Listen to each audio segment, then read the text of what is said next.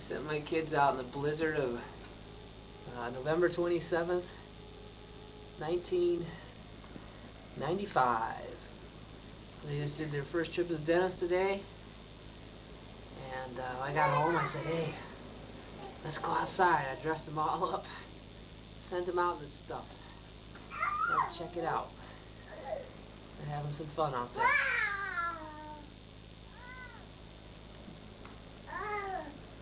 There's our neighbor, Heidi.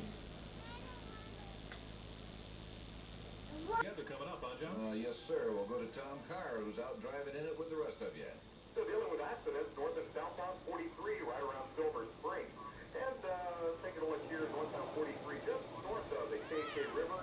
I got somebody stalled out right here in the far right lane. And that's just one of many problems around here right now. Because farther back, as you come just around the Plainfield curve, south of Howard Avenue, got an abandoned Cadillac in the left lane. Right around the hole, got a semi sitting in the right lane, kind of partially jackknifed. It's one of those double trailer jobs. There's a squad out there with it. And I-43 southbound around Locust. Somebody broke it down on the roadway northbound, trying to get off of Locust. Apparently, quite a few people not quite making it up that ramp. And 3 out of the 4 semis, north I-94, just north of Lake has now been moved out of the way. County is still out there trying to assault that area because the semis have not been able to make it up that hill. And that portion of the freeway pretty well shut down now for the better part of 30 minutes. And the Ameritech Cellular Traffic Units on time of TMJ all-day traffic. And we have double the traffic today. Here's Mike Stevens. We have a car in the ditch in the Zoo interchange. It's on the ramp from eastbound 94 to go north onto 45. We also have a spin-out located eastbound 94 at 68th Street. Squads responding to that one. Eastbound 94, 22nd Street, a semi has been able to edge its way over. It was in the center lane. It's now over into the left lane, still blocking traffic. Point guard Eric Murdoch and second-year center Eric Mobley to the expansion Vancouver Grizzlies today. Hey, Bob. Center Benoit Benjamin. He's 7 What are you doing? Generally, so far in the Milwaukee area, anywhere from 4 to 6 inches, and I think as far as total storm accumulations, by the time it's all said and done, I think you'll be shoveling anywhere from 5 to 10.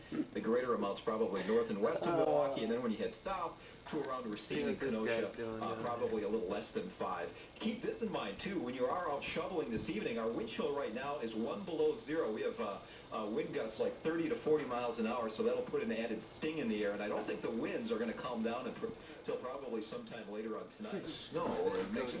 Hey there, you watch that, guys. Once this stuff is Coming at me with snowballs. I don't think it'll drift that much because it's too thick. Watery snow. And, Ooh! Careful, I'm going to hit you with a deer hoof here. the upside to all this here. Add this one to your snow emergencies. Shorewood, starting at 11 tonight till 6 o'clock in the morning, you too have a snow emergency. That's our traffic and weather. That took so long, we're almost ready for our next traffic and weather. Brought to you by Toro Snow Thrower Dealers, C1. Or give an art class. Call Artist and Display about information on special December workshops for young artists to make holiday gifts for family and friends and to ask about other art classes. All given in the classroom at Artist and Display. This year, send a special greeting from their selection of a handmade card, or make your own cards with rubber stamps, stickers, and block printing techniques.